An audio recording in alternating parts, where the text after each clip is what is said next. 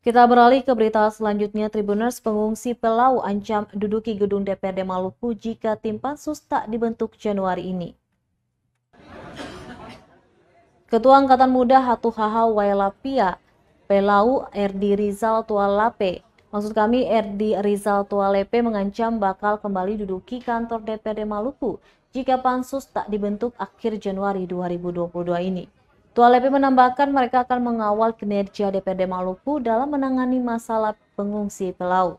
Pasalnya masalah ini harus ditangani dengan serius, mengingat sudah 1 dekade mereka hidup dalam pengungsian tanpa perhatian pemerintah.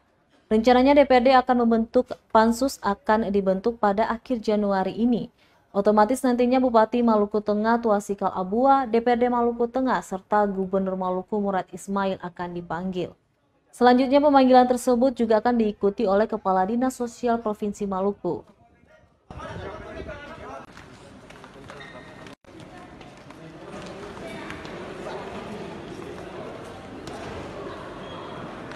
Sebenarnya sudah ada prioritas, ada agenda yang kami tadi sudah sampaikan bahwa ketika sampai akhir Januari nanti tidak ada pansus yang dibentuk, berarti awal Februari itu kami akan duduki DPRD provinsi hingga semua tuntutan yang kami sampaikan di Desember kemarin terlaksana.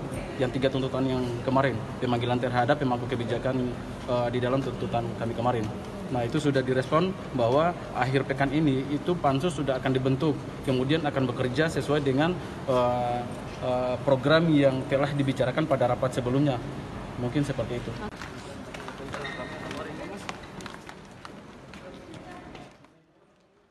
Terima kasih sudah nonton.